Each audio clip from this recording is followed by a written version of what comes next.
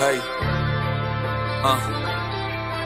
hey, hey, yeah, hey, what a time to be alive. I left them for dead, now I'm living right. No new friends, no new advice. That was high then, but we got bigger heights. Got big fish to fry. Bet on myself, then I roll the dice. Man, it ain't a gamble if you know you nice. Just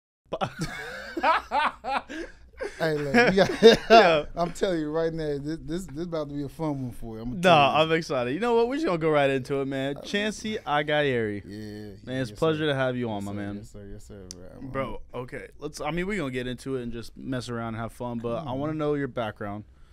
2-minute story of upbringing. Where were you born? What was growing up like? Family like? Okay. 2-minute story. Yeah. All right. Let me make it to a minute 50. So originally born from Garland, Texas. Okay. Nigerian. Went to Garland High.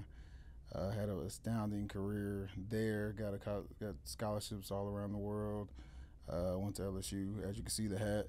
After that, graduated with a bachelor's in general studies. I guess I was that kid that went to school just to get paid. So, I mean, it made sense. That's like everybody, though. Yeah, we all go to school try to get paid. Right. But, I mean, they pay you to stay in school, like intersession, winter session. And then after that, got a call to go to Seattle for a little bit. Got cut on the year that they won the Super Bowl, so I could have had me a Super Bowl ring. But Russell Wilson, he got injured, so I was a liability. So I got cut, came back home, and played arena football for a little bit. And then after that season, went to Canada and played up there, had a phenomenal career. The first game I actually started, my daughter was being born, so I had to fly back. I actually missed a flight to come back to the States because there was like one flight in Saskatchewan, Regina. What did you say? Saskatchewan, Regina. What is that? That's in Canada. Oh, is that a place? Yeah, above North Dakota. So it's spelled Regina, but they say Regina. Oh, got you. Don't change it up anymore. I see what you're going with. I see it. I wasn't going anywhere. I see it in your head. I see it. Don't you worry. But after that, I was supposed to come back the following year. My agent was a little bit greedy. You know, money makes people greedy, and they wound up cutting me because they thought I was too high paid. So, and after that, I just started my career as a regular 9-to-5 person, and now I'm in the life insurance agency. I love it. I love it. So, I want to go back a little. What was it like being like a beast at football in like high school, right? Because that's where obviously you're dominating, and then because everyone's dream is to go to the league, right? And you achieved that dream. What was that process like? Where, you know, you're number one in school, and then you're going, and then like things come true. Like, what's that? Is it difficult? Is your dreams come true? Like, what's that process like? It's more living in the moment. Okay. To be honest with you, true story. I didn't really like football. Really? I first started. Yeah. So what was your sport? I didn't have a sport. I just like watching TV and eating a bowl of cereal. Okay. So my mom said you had to do something besides eating a bowl of cereal and watching TV and getting fat. So I'm a little chunkier now, but I'm slimming down, slimming and trimming. But she actually put me in football, 4th grade, and I had as the only child, I had anger management issues. So I'll take my anger out, and it hit me. I'm like, oh, I'm not getting in trouble for knocking someone's head off. Oh, really? Yeah. So I was like, okay, I might be into this. Because I was like, tackling guys, being on top of, that's not me. But the moment, let's say I had a bad day at school, had to take that digression, that anger out, do it on a teammate. So I was like, oh, okay, I like this. And it was funny because my aunt at the time, she just came in from Nigeria. She actually stayed with us, and she had to pick me up. And you know how back in the day when someone would get close to your car, you kind of drive up? Imagine her doing that for a mile. Oh, okay. So she just staying close to you the whole time? No. She said, all right, so after practice, she's like, okay, get in the car. Okay. So every time I got close to the car. Oh, she was driving away? Driving away. Oh, bro. Because I was that's how out of shape I was. Oh, so she's trying to. Now I see what she did back then. But she's messing with you. Yeah, she's messing with. She's funny. She's being funny. So Got like you. that's where my family is very petty. I got you. So we're politically petty, and that's where I got it from. So like that whole, how can I say it? Being number one, I wasn't never really number one. I enjoyed what I do. So like I think the divine purpose in life is to enjoy what you do, and then everything will come to passing. That's dope, man. Yeah. I really like the way that you restructured that, because I mean, I'm playing sports myself. I was never like the biggest, strongest, fastest number one type of guy. So when I see you kind of switch it around, and you basically say it's not about being number one, it's about following your purpose, and everything falls into place. Right. That's beautiful, bro. Yeah, That's beautiful. I gotta be, man. I'm silky smooth, baby. Let's What you go. talking about? Yeah. So okay, you what was the process like to going into the league? You graduate high school. Yeah, graduate high school, have National Signing Day, picked the school, went to LSU. Actually, the week I graduated, I drove down to LSU, so I started early. Okay. Kind of early, not really, but I really didn't have that time from high school and, I'm about to go to college. And like that week. Go straight there. Straight there. Right. Into summer workouts. Oh, right, because there's summer workouts. Yeah, man. Yeah, so I got there when Tyson, like they just won the national championship. What year is this? They played 2007. Okay. So they played, who they played? Ohio State. They played Ohio State. Nick Saban was the coach. head coach. So it's funny because Nick Saban, I'm going to take it back a little bit more. Take it back. I experienced Nick Saban coming to my home at my mama's house as a LSU head coach. Wow. My junior year. Okay. My senior year, he was the Alabama coach. So imagine like seeing that business aspect of sports Early on, yeah. So I'm like, okay, maybe I need to, when I start visiting these colleges, like see what gives me that home away from home feel. And luckily it was LSU. So when I got there for summer training, man, it was terrible. I'm not gonna lie to you. Imagine being a fish out of water. Wow. Every single day. There was times I called my mom, like, I don't know if I want to do this no more. Right. This is like Africa hot. Like I'm not even like I used to be light skinned, but I just stayed outside. So that's I'm gonna just say it like that. And I mean, I know you had a guest that's from New Orleans, and he could tell you like it's the humidity is trash. Like, but it built character. So that kind of changed my mindset. Like anything that I'm going through, it builds character. Yeah. Like when you go through adversity, it's all about seeing how you can get past it. Right. I was a terrible test taker. But when it came to exams, I'm gonna pass that jump. Hey, I'm definitely gonna pass that jump. You gonna close out? Absolutely. Okay. You know what I'm saying? Let's go. So back to like the whole transitioning phase, it's like that humidity. Couldn't complain about it anymore because there was people, seniors and juniors that's going to the league making big money. Like they're putting everything on the line. They're trying to get their family out the hood. They're trying to provide for their own many families that they have. And it was the first time I was actually like, oh, man, I'm playing with some grown folks. Right. You're getting some competition. Yeah. So okay. the defensive end that was there at the time when I got recruited, his name was Tyson Jackson. He was like the number 3 overall pick for the Kansas City Chiefs. Okay. He was like, what was he, 6'6", 290? When I graduated, I was 6'4", 220. Okay. Yeah, slender. Yeah. Real slender. So it's amazing how like your body goes through transformation, how your mind goes through transformation, and it's all about developing yourself. So I think like with sports and that aspect, it kind of helped me develop like my mindset, a mental. So I understand like the Mamba mentality, the Jordan-esque, the killer instinct, that like that's what sports brings out. So, I mean, with entrepreneurship, that's the same thing. Like, you got to find it. You got to find your niche.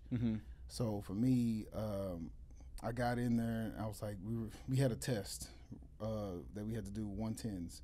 So, that's from the back of the end zone to the goal line of the opposite side, 26 times. Bro. Yeah. And they gave me the workout beforehand. Mm-hmm. Guess what I did? What'd you do? Put it to the side. You what? I put it to the side. You didn't do it. Nah, what? No. And like in high school, I didn't lift weights at all. I would skip lifting weights to be in the training room just because I don't need the AC. I mean, I get that. Yeah. I mean, whenever I like to play basketball, I like to do it indoors. Man, look, I'm telling you, like, I skip weights at all. Like, Because it was all outside. Mm-hmm. Yeah, like at Garland, like we had this thing that was called poles. So it was a light pole. Mm-hmm. We had the bear crawl, we had to wrestle, we had to do one-on-ones. So there would be some people that like they would hit that pole and their skin was like peeling. I was like, nah, I'm good. Like I avoided anything that had to do with contact without sports. Okay. I mean, not sports without pads. I got you. Yeah, you don't want touch or mess up your skin. Yeah, man, I'm delicate, man. I soak in almond butter. Hey, for sure. Hey. But the transition now is like, okay, so we're back to LSU. We're at LSU, my freshman year. We're doing the 110. What's it like being? And sorry to cut you off. No, what's it like when you first get there? And are people like quitting, like throwing up, quitting, dropping out, because of the training? Yeah.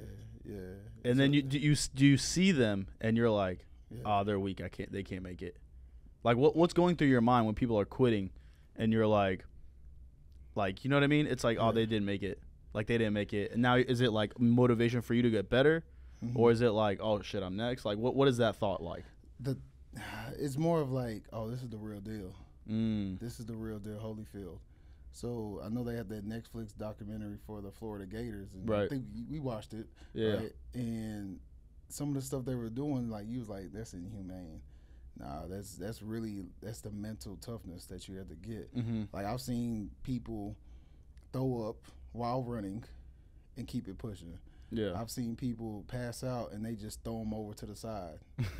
Like it was a dog eat dog world, but then you kind of realize like as a team you all have one common goal. Mm-hmm. You want to win a championship. So now you kind of like isolate who it is that you can work with, who you can depend on, who you can rely on. Got you. And it kind of helps you with your inner circle. Got you. If we fast forward it to life, it's like you need that same type of people around you. Well, it's a filtering system. It's definitely a filtering system. Got you. So one of my hosts, rest in peace to him, he just passed away about a month ago, Raheem Alim, he was telling the coach, Tommy Moffitt, he's now the head strength coach at Texas A&M. He was like, Coach, man, I gotta take a dump.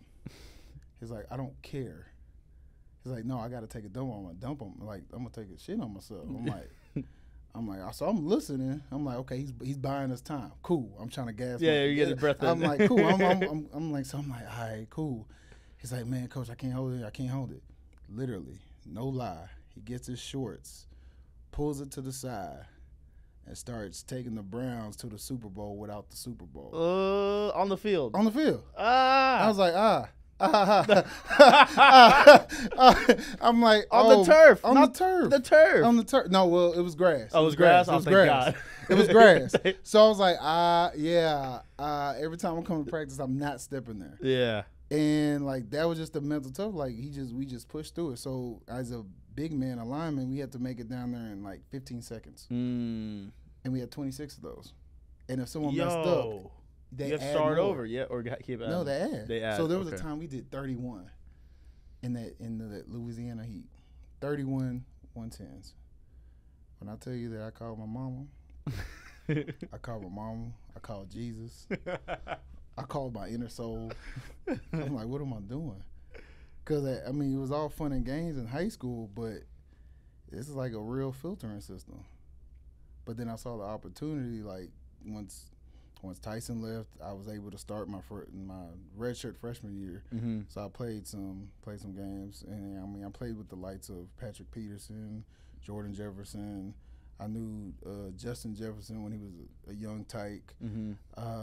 Tyrann Mathieu, Morris Claiborne, Eric Reed, Michael Brockers. He was my roommate. Benny Logan. Yeah. So I played with a lot of people. I played with Julio Jones in the All-American game, U.S. Army All-American game. Played with Andrew Luck in the same All-American game. So it's just like when you get to that level, it's like everyone's human. Right. So it's similar to life. Like, we all have these same tools in life. It's just how you want to use it. How's your mentality to use the tools that is given to you? Got you. You know what I'm saying? We're all men at the end of the day. At the end we're of the all day, human men. beings. Yeah. What was the one trait that you noticed from the people that were separating? The work ethic. The work ethic. The work ethic. Yeah. Okay. The Like work ethic, like the stuff Kobe preaches about. Yeah, yeah. Coming early, staying late. Watching film, getting better. Like, it's the meniscus things. If I'm saying that right, there's meniscus. I didn't even know that was a word. Oh yeah, so Meniscus? But I got a master's. I thought that was man. something in your knee. Is it? No, it's meniscus. That's meniscus. See, look at you, bro. Look, I got a master's in psychology. Nah, I'm Okay. playing. Nah, I'm playing project management. But it's the tedious things. So for me, the outlining thing was like, okay, you can be in the weight room, you can run extra laps, but how are you betting your technique? Everything's a technique. If you think about it, in life, you have a technique. So if you have a niche, you have to work on that technique. How do you approach people? Explain. Give me like an example. So for Like, example, who was the guy that stood out to you that did that the best, and what were they doing? I would say Patrick Peterson. Okay. I would say, yeah, because he worked on his technique before practice, after practice, and he also worked on other positions. Because when you work on other positions, now you know what that person's doing. So he actually worked on, like, wide receiver drills. So he knows how the cuts, knows the routes. So now your mindset is like, okay, if he's standing like this. What position was Patrick? He was a defensive back. Okay. Mm-hmm. Okay. Yeah, he plays. I think, who he playing with now? I think the Steelers, maybe. Okay. Yeah. Minnesota? Yeah, Minnesota. He played with the Cardinals, all that. Okay. But it's like you got to position yourself in a better aspect. So now when you have that opponent, you know exactly what he's going to do. Right. So, like, for me, defensive end wise, if I know an offensive lineman is pulling, he's light on his hands.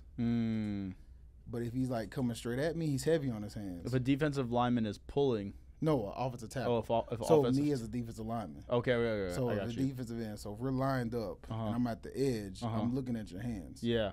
Because most offensive tackles, they don't have gloves. I got you. But you can see the pressure of someone's hand if it's light or if it's heavy. Interesting. Yeah. So that's the technique. And then when you're looking at film, you're like, looking okay, at his hands. Yeah. See what they do. See if they have a little slight twitch or if they're leaning a little bit more. Right. Or if they're sitting back a little bit more. So now it's like, okay, it's a chess game. Right. It's a chess game. So my initial move was, I'm going to headbutt you. Okay. Stumble you, make you stumble. Because if I headbutt you first, you're going to stumble.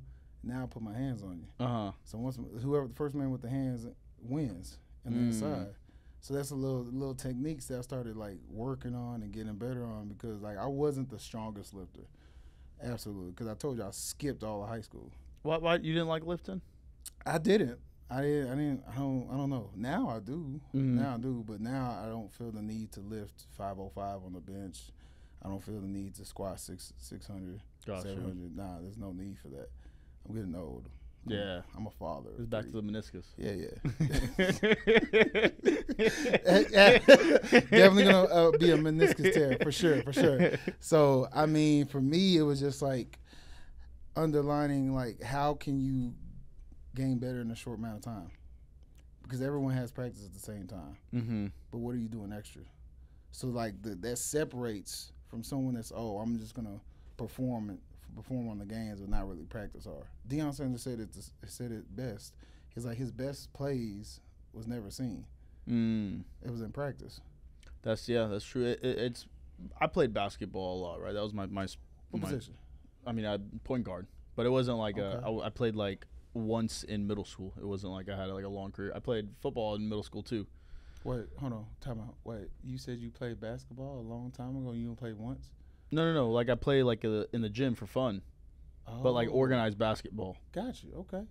And then organized football. I played wide receiver. This is all in middle school. This isn't like I had like this is nothing like. Nah, I got you. Yeah. But one thing I learned in technique for basketball was always watch someone's stomach because the ball can move around. Absolutely. But their stomach isn't going anywhere. Same. And once they stop dribbling, look at their eyes because that's where they're gonna pass. Right. So whenever I play like pickup. I look at someone's eyes and I can go for the steal. Got it. But what if they do the no looker? like Patrick Mahomes. Well, then they got it. They got it. They got it. If they're doing no looks, alley-oops, Right. and pickup, you got it. Yeah, okay. You got it. All right. If they're doing this in LA Fitness, man. Right. You're not trying to get to the league in No. fitness. Nah, I got you. It's for sure, Yeah. for sure. So, what was the best experience you had while you're at LSU? Tailgating. Tailgating. Yeah, tailgating. After the games, after a big win, just being around with the fans, tailgating, enjoying the atmosphere, enjoying the love, enjoying the food. Mm-hmm. Cause man, like after a game, like you're hungry. Yeah. Like, you're hungry. Yeah. You're burning at least 3,000 calories in a game. Yeah. So I'm like, dang, where am I gonna eat at? And they blocked the streets, so it's like, okay, they still got people tailgating, enjoying. Let me go to this RV real quick. Oh man, good game, man. Here, drinks on me. I'm like, what you mean drinks on you? Like, it's not a bar. It's the RV. But at the time, I was like 21, and like, I didn't know in Louisiana that you could drink early. You don't have to be 21 to drink. You don't? No. To this 18. day? I don't know if it's to this day. It's been a while since I've been there. I'm 34 right now. Somebody made me feel old today. I'm not gonna say his name, but he made me feel old. He's looking away like he's like the camera can see him. Right. I still sent you there, bro. Shout out Tramel. We love you. But that was the best part, honestly. And like where I stayed at was in it's called Tigerland. Mm-hmm. So they had like these bars where you can drink for free at before 10. Mm-hmm. So I kind of got cool with the owners. Yeah. Just networking. That's cool. So now it's funny.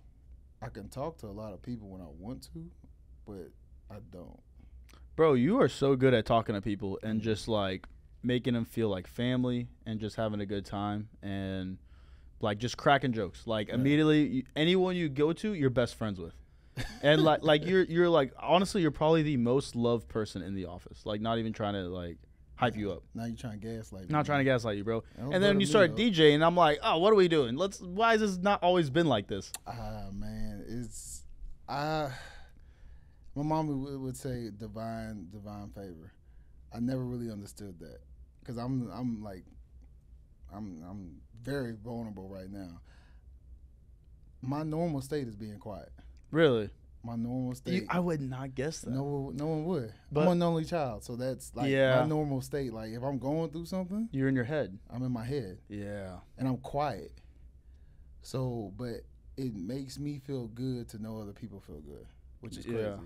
You just want to make other people. You're not even thinking about yourself because Nah. you're always been. Tell me if I'm wrong. Mm-hmm. Because I was an only child for like 6 years of my life until my sister was born, and then she was still a baby. It's not like we're bros like immediately. Right. So I was like, I just felt like an only child for a long time, and I'm just alone in my head, and then I just want to see other people happy. Right. Because you want to feel that love to yourself, so you're just trying to give it. Right. So- 'Cause maybe somebody might give you the same love. Exactly. Yeah. You're right. It's crazy to think. Yeah, it is. But it's being from the South, being from Garland. My mom always welcomed everybody with open arms, and I learned that from her, which is funny because her name is Happy.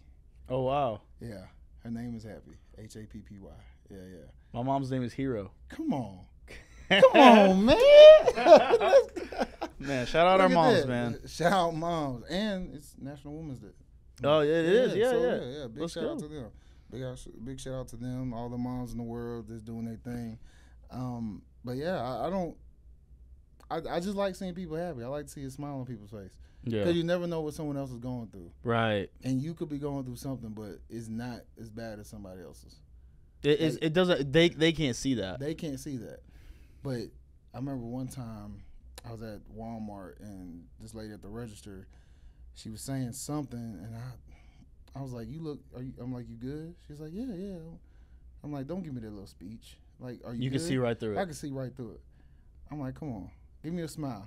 Give me one smile. She didn't want to. I'm like, all right, fine. I don't want to come to this register. She's like, wait, give me a smile. So I negotiated a smile. I'm like, see, that was that hard. She's like, no. She's like, I appreciate you taking the time to do that. In that moment, that's when it hit me. So it's like, dang, I actually do like like helping people. Like I Mm. like seeing people smile. So like there was a thing on Instagram. It's like the people that like to see people smile the most, they're always going through something, Yeah. and it hit home. And I constantly would see it, constantly would see it, constantly would see it. I was like, okay, this might be God talking to me. So I'm very hard of hearing. How long ago was it when you noticed you liked helping people? How long ago was this experience at Walmart? I would say freshman year 2008. Okay. Yeah, because I was wearing nothing but LSU gear, dripped out, Okay.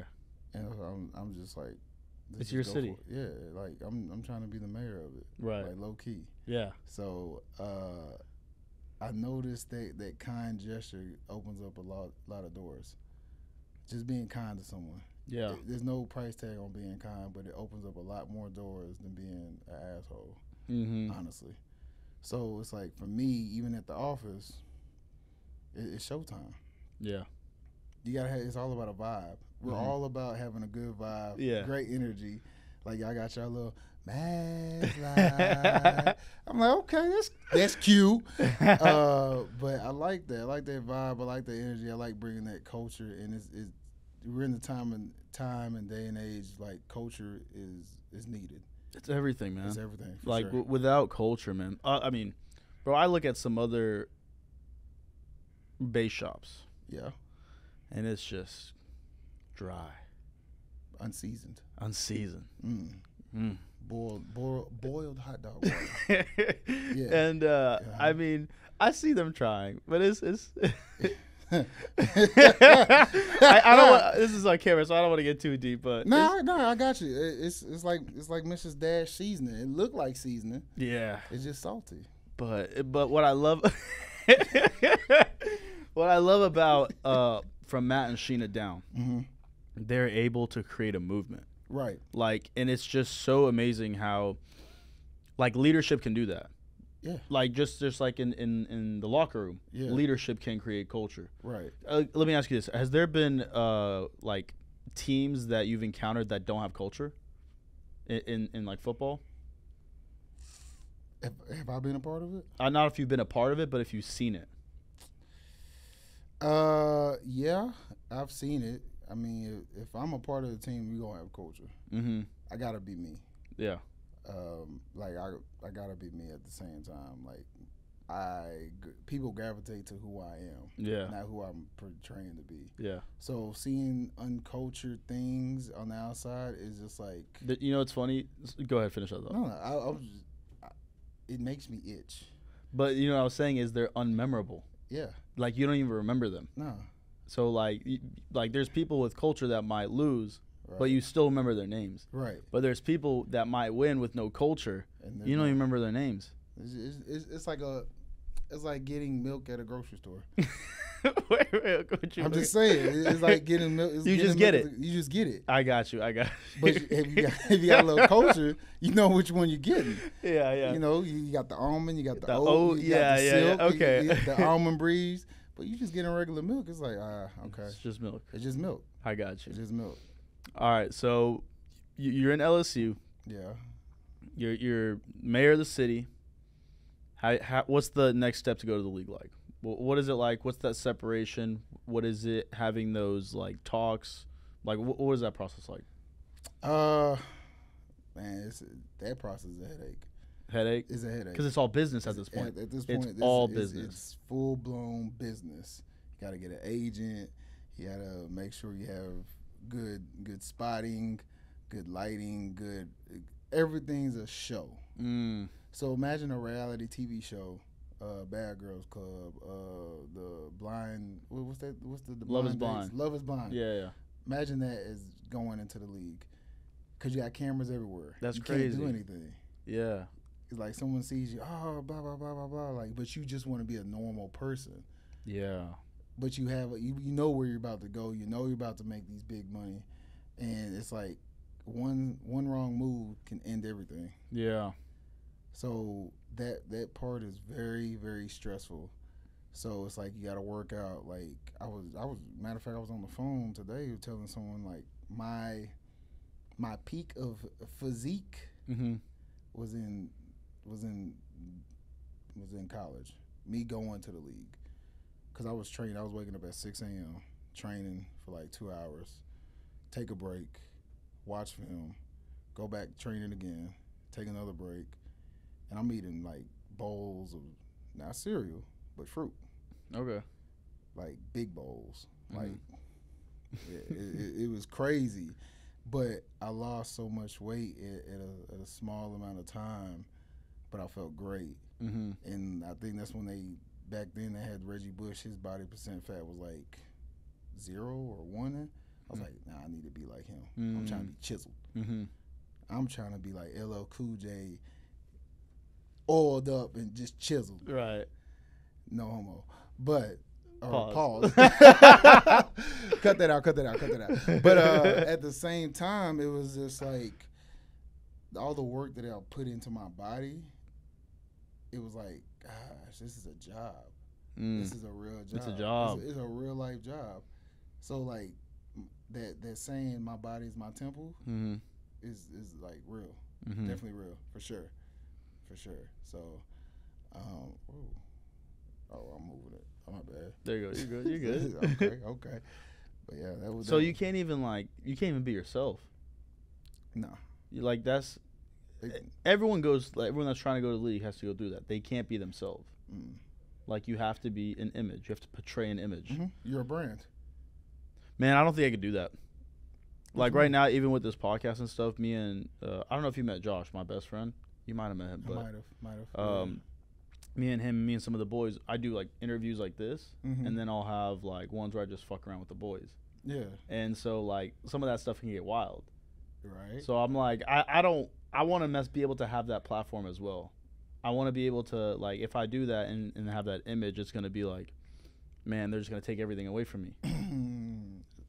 I would say be yourself first. Therefore, you don't got to go back and fix anything. Now people are going to accept you for who you really are. Exactly.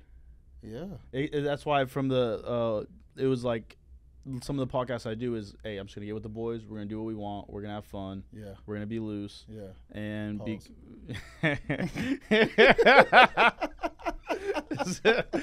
I told you it's gonna be a different one. I'm telling you right now. Be careful. But if I come in hot. Yeah. Hey yo. Yo. You. Yeah. My man. Hey. Okay. Back it up. If I come in doing what I want.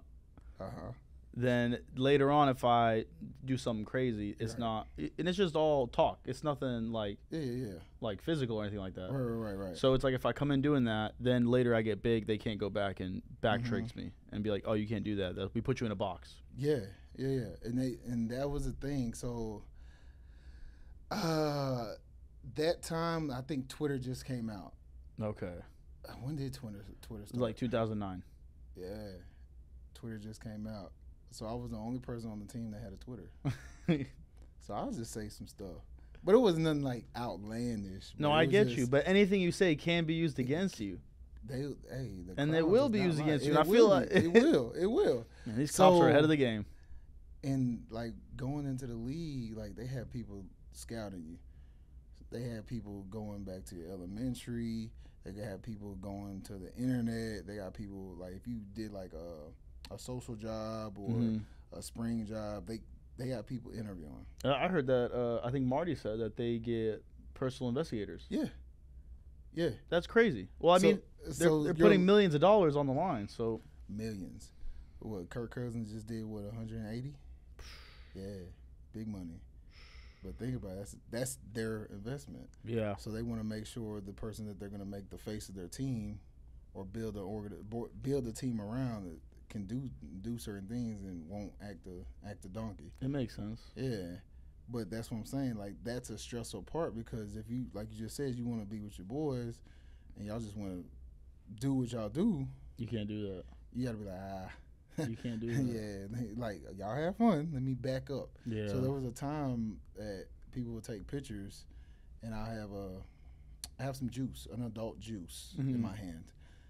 And I will put it behind my back.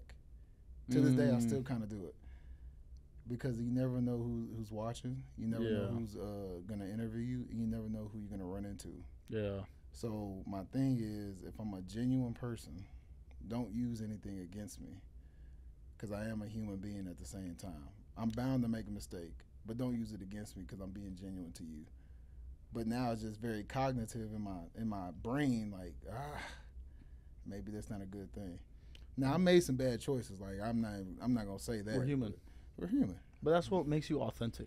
That I try to be. That's what I like about people. It's like, hey, you're not perfect. Right. We're still making it happen. Right. Like, I see you trying. Right. It's not like we're not perfect. I get it, but I see you trying, and you fail. It's okay. It's not a big deal, bro. Mm-hmm. But maybe some people don't see it that way. Yeah. Not everybody does. Some people like to hold things over your head. Yeah. So it's like, do you really want this person around you? Do you want them in your life?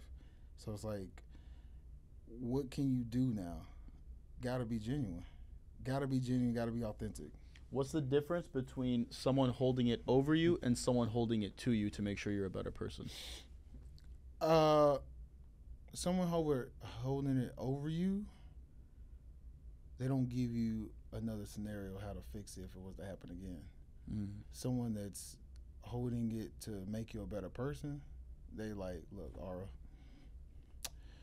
maybe you shouldn't drive your car on E for 2 weeks. Maybe when you see that gas light, put 20 in the tank. They're giving you another option, so when it happens again, you thinking about it. I'm like, I got something. I got you. Someone that's holding it against you, they're gatekeeping. So it's like, man, I don't know if Aura should drive my car. He don't know how to put gas in his own car. You know what I'm saying? So they're blocking your blessings or blocking whatever you may have because you're doing something wrong. But someone that wants to elevate you and make sure you're doing the right things and checking on you, they have that constructive criticism moment and they have that nurturing moment to where, like, look, it's going to be all right. Do it this way next time if it does happen and keep it pushing. Got you. They give you solutions instead of gatekeep. Right. That's a good point. Yeah. All right, so you go to Seattle. Mm-hmm. What was that like? You get Seattle was fun. It was misty. Yeah. Because the weather's different. Yeah, very different. But I was like, it was a vibe. It was a vibe. That was when Pete Carroll just got there, and that was the practice. Like at the end of the end of LSU, we started playing music during practice. Okay. When I got to Seattle, we were playing music every practice. So I'm like, oh, okay. That's fun. Yeah. That's fun. And I was talking to Rain. I was like, man, music makes the world move. 100%. And it's not even like the lyrics. Some lyrics you don't really need to listen to, but it's that beat. Yeah. You know what I'm saying? So, I mean, you changed the whole vibe of The Office. I mean, I try. I'm a trendsetter. No, but like, it's not even like, again, not trying to like gaslight or whatever you want to call it, but whenever the music comes on, and we feel it, it's just we're in motion now. Right. We're in motion, and things are different, and someone knows the beat, then we all know the beat, and then it's just like, it's like a it's contagious. Reunion. Yeah, for sure. It's contagious. For sure. That's what I'm trying to do. And that's why we're the best. Absolutely. So, I mean, the vibe is just knowing the audience. Knowing when to switch up the songs, what type of song to play, what to get everyone's confidence level up. Mm-hmm. Like, you a swaggy dude in the suit. Turtleneck at 103 degrees outside. I didn't look at the weather this morning. It's okay. But hey, that's good on you. Yeah. Me, on the other hand, man, I'll be sweating like a pig. It's ridiculous. But that's your niche. I always tell you, man, you looking sharp, brother. You looking like a GQ model. I appreciate it. For sure. You know, I used to not be like this, man. Oh. I didn't know how to dress. I could pull up the first photo I took with Matt. Oh. It was in like March, around this time last year. You should put like a snippet when you're talking about this. I could, but my suit not fitted, huge. Oh yeah. I'm wearing like sneakers that don't match, these like khaki pants. Bro, it was horrendous. Horrendous. And I had a couple people kind of just pull me aside and say, hey, you gotta do this, you gotta do this, you gotta do this. And I just implemented. Okay. I'll give props to Sika was one of them. Okay. Michael Burrows was another one. Okay. And obviously Curtis. Mr. Sensation. Mr. Have you noticed, like, when he gets in, like, when he comes into the room, he's like gliding? Yeah. Yo, he is just smooth, like controls the room. It's I don't know how he does it. I don't know how he does it I either. always tell him, like, he's very, and it's like abracadabra. Like, Yeah. now you see him, now you don't. I'm like, I could have sworn I was just talking to him, but I mean, I could see it. Y'all have a smooth ordeal. There's not. Well, let me not say that. There's some people that needs more help. Yes. There's some people that they caught on. So, but it's all about the swagger, man. It all starts with how you present yourself. Kind of back to what you were saying. Mm-hmm. Back to what you're saying. It's all about an image. Right. It's a brand. It's a brand. At the end of the day, it's a brand. So your name is Aura Amen. I said it right? Mm-hmm. Look at that. That's a brand. Yeah. How many? Think about it. If you was petty, I'm petty. I'm very, very petty. every time someone says a prayer, this is me. Not that petty. But me and guy, we know we do this. We do this. Every time someone says a prayer, they be like, "Amen." You be like, "Hello."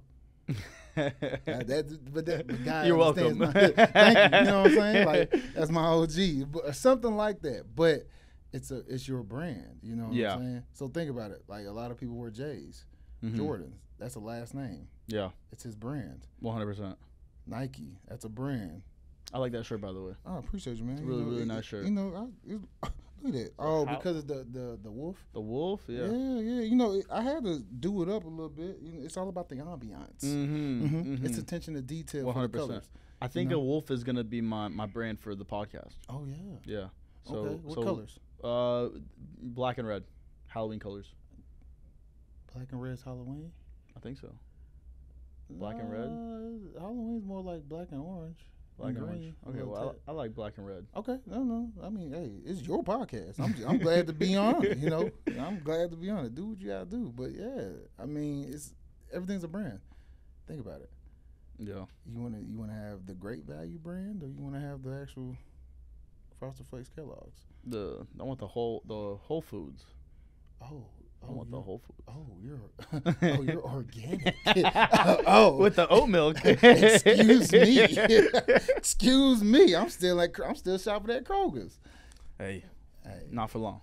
Not for long. But I like it though. Kroger's got some organic stuff. I like Kroger. Yeah. I go to Kroger all the time. Plus, I mean, it helps with my fuel. You know, you have fuel points.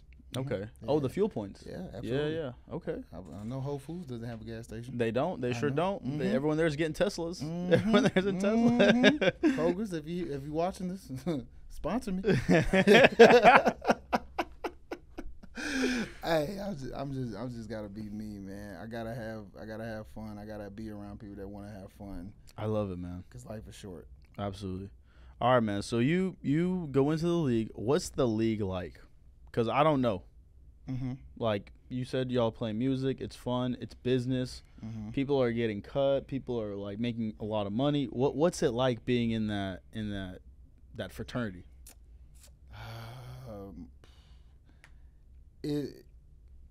I wouldn't say like the Wall Street, but it's definitely business. Because at the same time, if you lose enough games, then everyone's gone. Yeah. But if you're not performing, you're gone. So it's like, how you build your brand. All about the brand. It's all about the brand. How do you build your brand to where you're doing enough on film and in the organization, in the community, to like, okay, well, we want to trade him for such and such. And you're going to another city, and they already know who you are. I got you. So you got to make your name known. Yes. It's not so performance is important, but having your name known is almost equally as important. Absolutely. Wow. It's a respect thing. Got you. You're holding your name. You're holding your last name of your father's. I got you. So how do you want to portray that name? Yeah. At the end of the day. No, that's very. I think that in my mind, I'm thinking that's important to you and I. But as a business, it's the same. They look at that as well. Because think about it, when you meet somebody, you're shaking their hand and you're telling them your full name, and you want your full name to be remembered. You don't be like, oh, I ran into this guy that was wearing a turtleneck and it was 100 degrees. Like, no, you want to be remembered for your name. Yeah. You know what I'm saying? Yeah. Because the name is very memorable. There's not too many Chanceys out there. Even though people say Chancey, it's Chancey with no U. Chancey. Yeah. So, okay. Talk to me. You're going through the league. Okay. Yeah. You're going through the league. Mm-hmm. Back to the league. So I'm in the league. I meet Marshawn. Funny dude.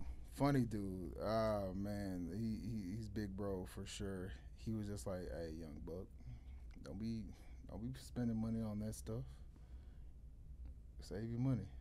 Like he was already talking about saving money before it came big, and he was still eating Skittles. So I was like, "How are you eating Skittles?" But that's all like skill positions.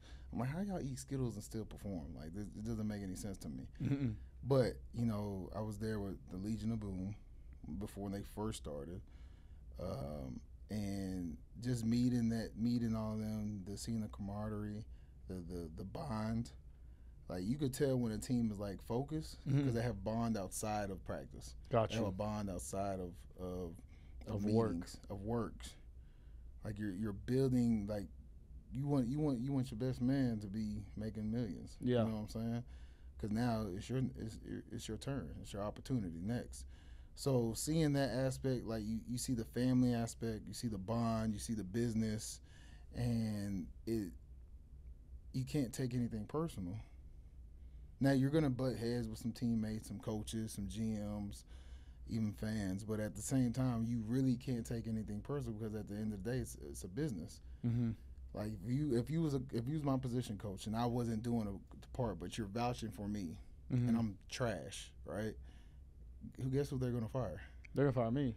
And now you're the one that's providing for your family. So I done lost your job and took food off your plate of your family. And you're being dishonest.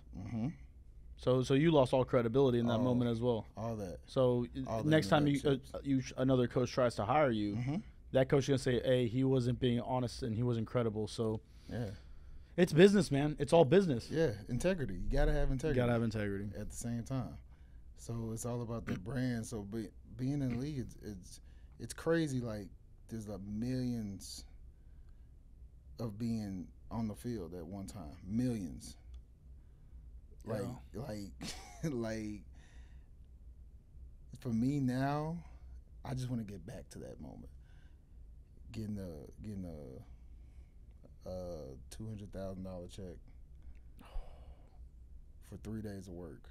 That's crazy. 3 days of work, and I'm saying 3 days of work because, I mean, but that's your whole life into 3 days. Yeah. Working out, watching film, getting your body right, practice, and like, so they have 3 days of actual work, 1 day, maybe 1 or 2 days of full contact, and then you got a special team day, and then you got a walkthrough day. And then there's like a National League day where you're not allowed to do nothing because at the same time it's ticket sales. You know what I'm saying? So they can't get people injured by being at practice. Yeah. So at the same time, with that being said, it's just you really lock into like the business world of it, and you're like, well, look, my body is my business. My body is my brand. And what am I going to do with that? Because the league, the NFL, most people that's been there, they say it stands for not for long. Get what I'm saying? So the average life expectancy in the league is 3 years. 3 years. It's like 2.5 It's shorter now? Really shorter. Yeah. Because you could be on the practice roster for 3 years. But once that fourth year hit, you have to make the team. Got you. Yeah. So, and then you have to have film, you gotta perform, you have to make a name of yourself at the same time. What's the most so we have a mentor named Matt Sapala. What is his coaching strategy like that's similar to coaching strategy in the NFL? Is there any similarities? I would say yes, because he builds that relationship with people. So he knows how to push buttons, when not to push buttons, when to be like a father figure, when to be a coach, when to be a mentor. And the way he operates, it's very diabolical. It's diabolical. It's diabolical. He's an evil genius. I wouldn't. Well, he's not evil, but he is a genius. A genius. Okay. Okay. So, and the way he does it, like me and Matt's relationship is very funny. Very funny. Like, I don't know if you heard on the national call about the whole Buc-ee's thing. Yeah. Yeah, it's an inside joke. So I didn't get it. Got it. So I'm gonna break it down. So we took a road trip. We took like several road trips, and we always got to pass by Buc-ee's. Yeah. So his first time going to Buc-ee's was with me. Mm-hmm. So he's like, man, this is amazing how it's a gas station this big and there's so many people. I'm like, yeah, everything bigger in Texas. So I'm giving the whole suave talk. So he likes beef jerky. So he goes over to the section. He's like, oh, this is like real beef jerky. He's like, yeah. The guy starts talking to him. He's like, all right, okay, let's get some food. I'm like, cool. So I have this sausage on a stick. Mm-hmm. It's really like a hot lean sausage on a stick wrapped up in a tortilla. Mm-hmm. I'm not going to do how long it is because it's not necessary right now. But let's just say the way I ate the sausage is just like I eat my banana. I break it off. Okay, I got you. So he was being funny. You know how Matt's humor is. So like that's funny. So like that's how we bonded, because like even when we met, we were both talking trash to each other as fathers. I didn't know who he was. Mm-hmm. So like, by us being genuine at the first moment, like it just stayed there. How did y'all meet? So we met on a Sunday, flag football. JoJo was playing. My oldest son, Aiden, he was playing. They were playing on opposite teams. Uh-huh. So it was in Frisco. So Frisco, this is new to me because at that time, my son was 11. Yeah, he was 11. By the time I was 11, we were playing in pads. So I'm like, okay, where's the pads at? Well, flag football, fine, cool, whatever. But it was the everybody wins type thing. Oh, okay. So I didn't like it. Yeah. I didn't like it at all. I get you. I don't like it right now. Nah, I don't like it either. It doesn't build strong. You're destroying his mind. Very much so. Yeah. Very much so. So I remember JoJo was saying, hey, Dad, if I score a touchdown, can you take me to Andy's Custards? Cool. I'm like, all right, I'm listening to it. Mm-hmm. But then who's guarding him, lined up as a DB, is my son. Mm-hmm. Instantly, I'm like, oh, absolutely not. You're not about to put You my meant son- no ice cream. No ice cream. Ruin this kid's day. Nah, so I'm like, I don't know you, brother, but you're not about to put my son on no highlight tape. Like that's a dad being a dad. I love that, you man. You know what I'm saying? So I'm yelling. I'm like, hey, Aiden, if you lock him up, I'm gonna put money on your V blocks for Fortnite. And at the time, Fortnite was big. That's all he wanted to play. Oh yeah, it was a battle. It was a battle. Ice cream versus Fortnite. Hey, you got to know how to negotiate. Yeah. So at the same time, me and Matt going back and forth, and it was fun. So we wound up exchanging numbers, because he's like, man, you're a very passionate dad. I'm like, yeah, I used to play football. He's like, yeah, I could tell. And so we exchanged numbers. 2 months later, we go to a cigar lounge. I meet Cody Atkins, and that's where it started from there. Like, I didn't know what Matt did. Then I went to BOM. I was like, what is going on? There's a lot of people yelling. So, like, at the time, like, what you see now, Chancey, I was a person on the wall. I was, like, literally holding the wall up. Yeah. And then Kendrick, shout out to Kendrick, he was the guy that come up to me and was like, man, the wall can hold it by itself. Mm-hmm. It's like, but you with Matt, man. Like, because Matt spoke so highly of me, and I didn't know that. You're a child again. Yeah. You're a single child again. It's a brand new environment, so I don't know what's going on. So I didn't really realize like how big Matt was into this industry until the road trips, until seeing all these our big events, our mid years. I'm like, wait a minute. Hold on. Hold on. What's going on? Like it's an innocent thing. Yeah. So I'm like, oh. So for me, it's like, and he knows, it's hard for me to edify him because I could give him all his accolades that I know, but that's what everybody does for him. And you're not everybody, too. I'm not everybody. Yeah. You know what I'm saying? No, I see y'all's relationship, man. It's, y'all have a very, very unique relationship. Right. And right. it's Like, he makes inside jokes on national calls with only you. Oh, right. Like, there's nobody else he does that to. Right. And it's funny because, like, I really feel like it's not just a business with him. I feel like it's a genuine friendship, a genuine mentorship. You know, like, I told him, like, it's hard for me to call him coach because a person that calls me coach, they're developed me on a skill and technique of playing football. So it's more of a mentorship. Like, he's leading me down the way of, like, this is where I can be. Because we have private conversations that, like, he knows what I've been going through, knows what I've been, and he's like, man, I remember when I was right there. So for him to just say that, I know this is about to explode. Like, it's crazy. So he says his story every single time. We know it by the back of our hand. But it's like hearing it in a private, personal setting, even at cigars. Yeah, you've been to cigars with him. I haven't. You have. I have never had cigars. I had So side story. Talk to me. Whenever I first came into the business, I went to BOM, and he's doing the presentation, and I'm like, yo, that's freaking Matt Sapala, because I would watch PBD podcast, so I knew who he was. Got it. And I went to him and I was like, chopped it up, and I was like, hey man, I know who you are. Thank you for all the value you provide. I signed up right there. I was like, worst case scenario, I lose a few $100s. I have no problem giving the company this much money for how much value they've given me. Right. Then I'm trying to bring Sika on board. Sika, I'm like, hey, Sika, come meet Matt. And he's like all over the place. Right. So he's Sika. Yeah. So, and he's like, no, I'm not coming. I'm like, bro, just come meet Matt. He goes, all right, I'll come meet Matt. And he's going to try to, like, meet Matt to do something else with him. Yeah, it's Sika. He has a whole nother 3 other busineses that he's trying to introduce Matt to. Absolutely. So, no, Sika's amazing. Yeah. So I invite him to BOM, and he's like, oh yeah, I'm definitely gonna do this. And I'm like, okay, let's code up. And he's like, not right now. And I'm like, okay. So then, like, a week goes by, and he invites me to the Bourbon Connection.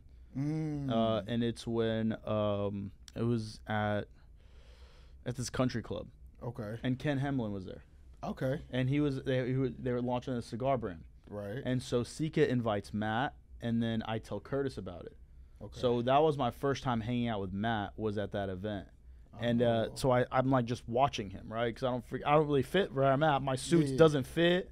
Everyone's like really good looking, nice, right. put together. Yeah. I have like a way big suit. I'm like trying to like make it, right? I'm still trying to figure things out. And so I see Matt goes in the cigar room, and they're smoking cigars, and I just go in there and I'm just standing there. I don't smoke cigars at this point. Okay. So I'm just hanging out there, and I just sit next to him, and I'm just sitting there waiting, just like watching everyone talk. Like I'm literally just observing how everyone like you're being a sponge. I'm being a sponge, just interacting. And then Matt eventually starts talking to me. He's like, "Oh, where are you from?" And like we just kind of talk, and that was like my first interaction with him. And I was like, "Oh shit, that was freaking dope." Yeah. And then he talks about it on the national call, and I'm like, "Oh man, he remembers me."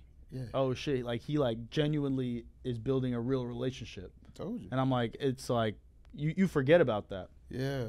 You forget, like, oh, someone like him shouldn't really be like, he shouldn't really care. He remembers a lot. He remembers everything. Everything. And he keeps receipts. And that's something that us being under his net, we have to remember, like, to build that relationship. Like, he truly is a relationship person. Yeah.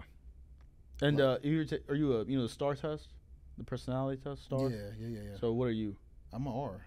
You're R first. Yeah, I'm R first. So STAR is structure, technical, action, R, relationship. So you're a relationship first. And then structure. And then Technical, and then action last. Yeah. See, I'm the complete opposite. I'm action first, technical, I would say relationship, and I'm not structured. I got no structure. No, it's cool. No, I'm not. I love it. I mean, it's who I am. It's not a big deal. The structure comes from playing football. Okay. The technique. And all that. Because, like, going back to college, 6 a.m. wake up for breakfast club. Discipline.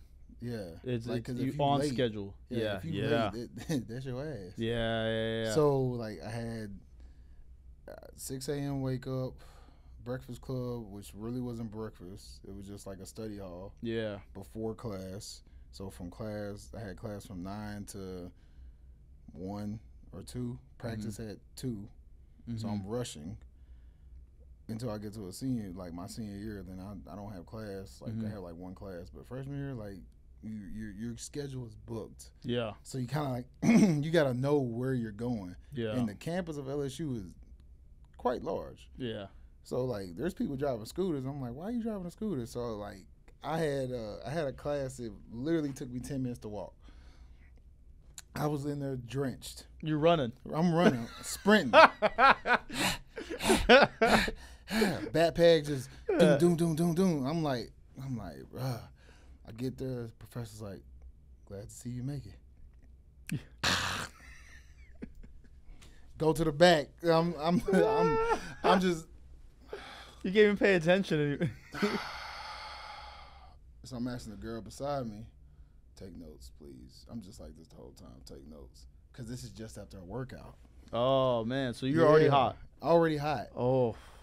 Yeah. You just jump out of the shower, run to class. You just sweat again. Literally.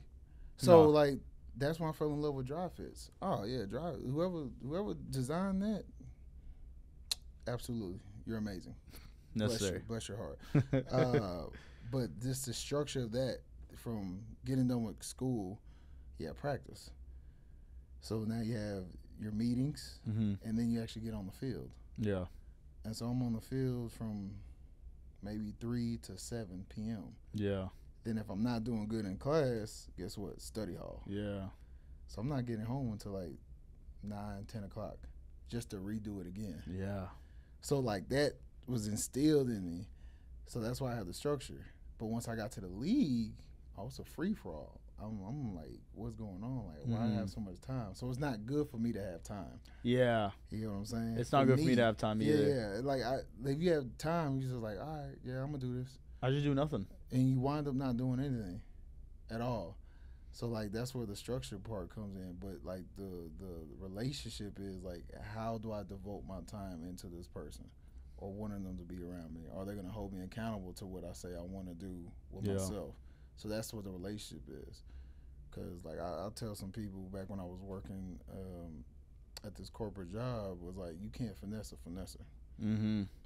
Like, I was the type of person back in the day, like, I would get free Taco Bell from the drive-thru sitting in the passenger side. Yeah. My cousin was like, how do you do that? I don't know. I just made her smile. And I winked at her. I made her feel love. And I got free food. But I'm sharing that free food with everybody. Yeah. You know what I'm saying? So, like, my kids have that divine favor because they're cute. Very cute. No, your son is the baby son? Yeah. Oh, yeah, you met him. Yeah, Z, yeah. And he always gives me nugs. Oh, yeah, He's not shy at all. Nah, he's like an old man in that little body. So he's been here before. And it's funny because he walks around like he owns the place. Oh yeah, absolutely. He's like, this is my office. Yeah, because when I first came into PHP, I had my hand surgery. He was like, what was he? Maybe 3 months. So he's just wobbling, not even really walking.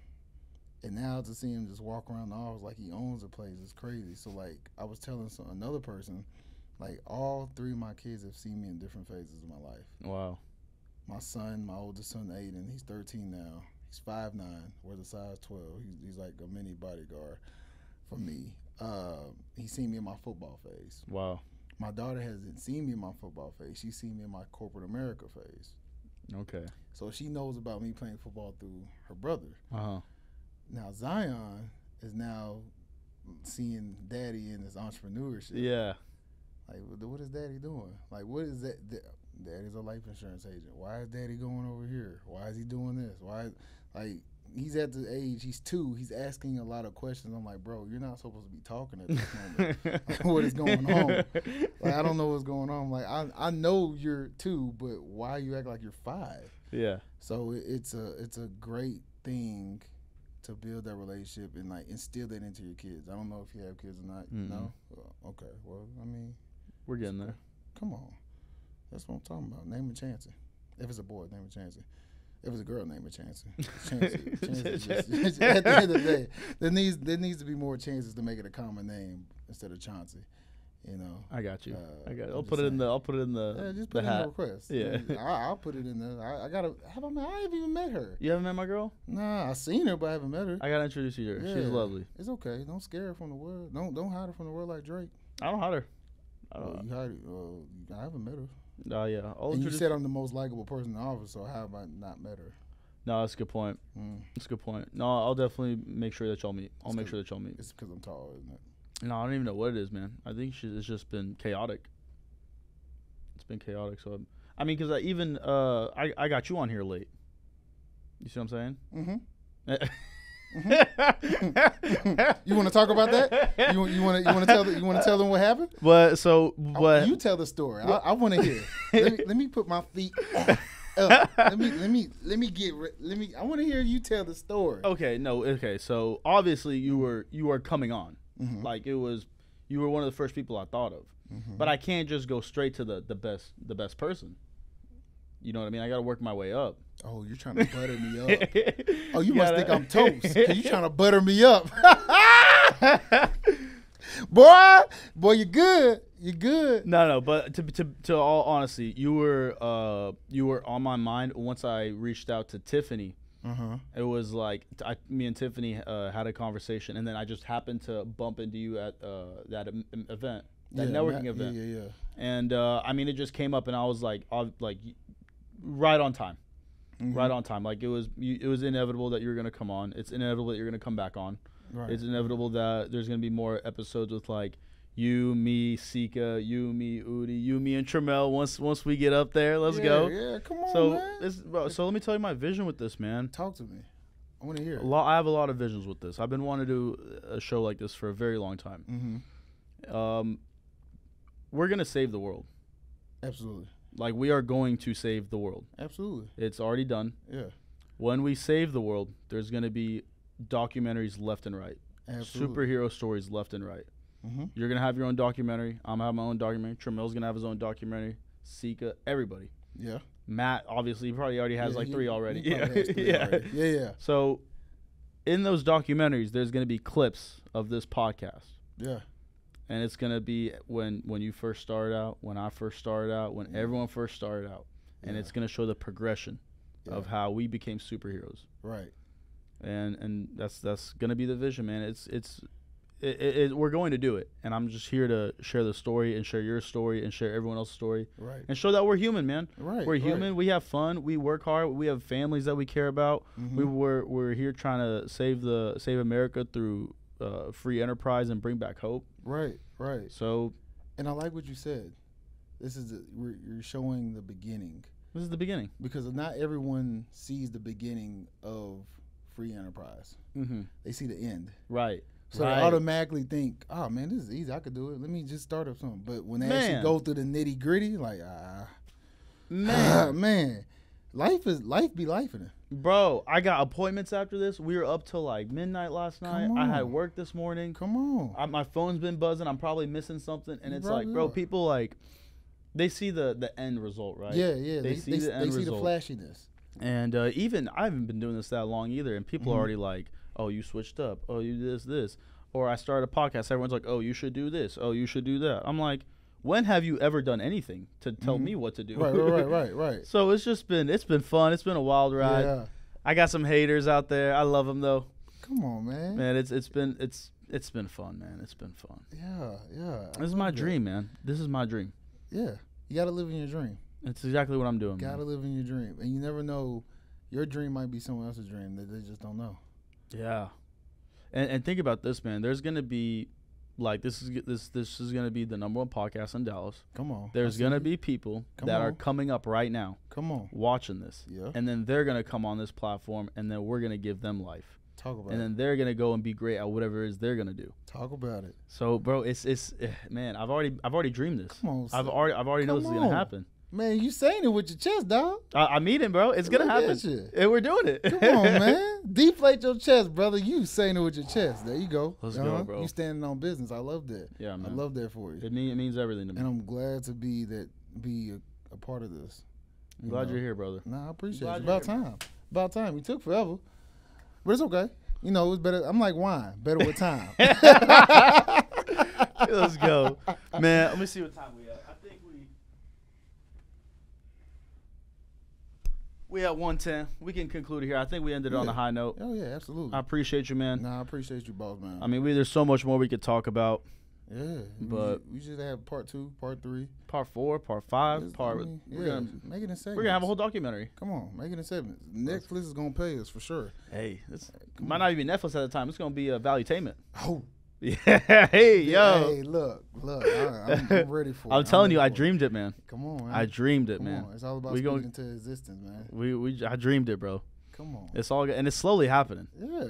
Hey, you got closer than I did. Talk about that real quick. What we Talk talking about that real What we quick. talking Talk about that. What you want to know? When you were sitting on the podcast with Matt and Patrick. Yo. Yeah. Because okay, let me tell you why. Okay, talk to me. I've been, like I said, man, I've been watching Patrick forever.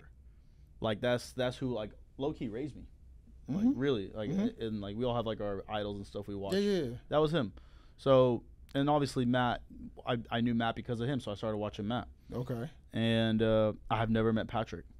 Okay. I still haven't met Patrick. Okay. I FaceTimed him at the TTT pre-party last year. Oh, okay. So we were at Matt's house. Yeah. Matt was okay. feeling a little good. He FaceTimed Patrick. Okay. And so I got to talk to him for a little bit. I didn't really know what to say. So I was just like, what's up, da-da-da. I was like, I've been watching you for a very long time, da-da-da. He goes, oh, I salute you. He, how Patrick is, oh, I salute you. Yeah. He did all that. And then I qualified for the after party. And Patrick was there. Right. But everyone was swarming him. Yeah. So I was like, I'm not going to meet this dude. I'm not going to meet him like that. Like, that's just not, I don't want him to remember me as a fan. Right. You're going to meet me in a way more respectful manner. Right. You don't want to be a fanboy. No, I'm not a fan. That's I'm respect. not a fan. That's respect. But you was that your first time meeting him? Absolutely. So Absolutely. So it was when Matt did his 3-hour podcast, right? Yes. And you got to sit in on that? Got to sit on it Yo. And it was funny because originally Rain was helping Matt at the time, but Matt had to go pick up his car. The Rolls. Oh, I know. Yeah, you go ahead. Yeah. So Matt hits me up. I just got a haircut. I'm feeling fresh, full tank of gas. And Matt was like, what you doing? And, usually when Matt says what you doing is like, I need your help. Right. Okay. He has a way of saying like, what you doing? I need your help. That's what it translates to me. I just think that. So he's like, I need you to pick up my car from the shop. I'm getting the wheels redone. I think that's what it was done. And I was like, all right, cool. So in my head, I'm like, this is nothing new for me because I have friends with the same type of car, but it's a delicate car. Like Matt talks about, it's a delicate car. Yeah, he hates his car. Hate's a strong word. Okay, hate. I've heard him, the way he talks, he sounds like. It's a dislike. It's a dislike. It's a dislike. It's a dislike. But yeah, it's a daintiful car because when you got rims on there. It's delicate. Very. Very. It's a teapot. It's a teapot. That's what he calls it. It's a teapot. So me driving, I'm like, all right, cool. I've been in one before. And I'm like. We're talking about a Rolls Royce. Yes. Just for the. Oh, yeah. I mean, people know Matt's car, but all right. I guess, yeah. Whoever's watching. So I back it in, make a reel of it. I told him I was going to do it. He's like, do what you got to do, big dog. So he was selling me the dream of having one. Yeah. But I don't want one because I'm a BMW guy. Okay. I have a 750. So I'm a BMW guy. What I come to find out, the BMW is the less expensive version of that. So I'm okay with that. Yeah. But I got a two-tone that's in my head right now. But anyways, I get there. Matt was like, hey, just stay. What you got going on? I ain't got nothing. So I stayed there. So Matt's doing this podcast. He's saying PBD's about to be here. I was like, okay. All right. All right. So I'm chilling in the back, and I'm like, dang. In my head, I'm like, I ain't got no suit. I know they want. I know they big on suits. I don't got no suit. So I'm talking to myself like, nah, this ain't the way. And like I'm going back and forth. The next thing you know, the door opens. PBD walks in. I'm like, okay. The way he walked in is very swagoo-ish. Yeah. It's like it looked like he had like a smoke fog that came in. I already see it before you even said it. You know what I'm saying? Like imagine The Rock entering from the wrestling. Theme music was playing. Some OG California NWA song was playing. Mm-hmm. I don't really think it was, but when I saw him, I'm like, oh, okay. Yeah. And the way he shook my hand, I knew I was right. Because you know how mostly was just, nice to meet you. Yeah. Do this. Yeah. Oh, nah. He's smooth with it. He was like, all right. Okay. Yeah. I'm like, oh, okay. Okay. I'm like, all right, okay, people. All right. He been there. He's cultured. He's cultured. He's like, you play football. I could tell. Mm. So this is my thing. When people ask me if I play football, I'm like, nah. It's like, you can't lie to me. Mm. I know. I could tell. I know ball players. Mm-hmm. He's like, I used to play too. And so we had our little joking matter. And I'm like, that's where Matt got it from. Mm. So it was like,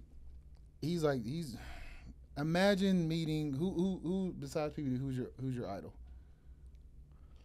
Sports wise. Sports. I mean, we can say Luka right now. I like Luka or Dirk. Okay, or Dirk. Okay, imagine knowing Luka, mm-hmm. and he introduces you to Dirk. Yeah, that'd be crazy. That's how that was. That's exactly how that is. That's how that was. Crazy. And then I saw him playing with Tigran's kids. Mm. So I'm like, oh, he's a human. He's really about what everyone says he is. And he's just talking to me and Rain, and I'm like, this is a surreal moment. And I'm like, I ran with it. So when he came to the office, it was crazy because, like, I know I wasn't Tyler. I wasn't the bodyguard at the mm-hmm. time. But, like, when he saw me at the end, he's like, you're going to do something. And I know people say, like, when Patrick talks to you, he, like, looks into your soul. Yeah. He knows something. He challenges you. I didn't feel that moment, but I'm like, oh, this is big. This is big. Like, Matt tells me all the time, and I told this to Matt, and I'm going to put this on camera. I want to be – the person I want to be in the industry is Matt, how Matt is to PBD. Got you. And that's big shoes to fill because there's already people in the net that's doing that.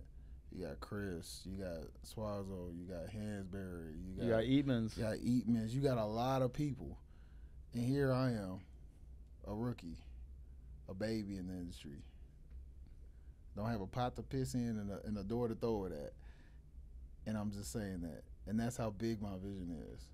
Because at the end of the day, I want to have a sneaker line. I want to be the first life insurance agent with a sneaker line. Talk about that. Y'all, that's my goal. So for that to happen, like it was a very surreal moment. He spoke to me like that. Like Matt has made videos and sent it to Patrick. I don't really know if Patrick knows my name, but he remembers who I am. Yeah.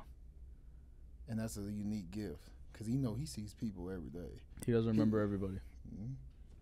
Don't want to be like Milk, man. Don't want to be like Milk.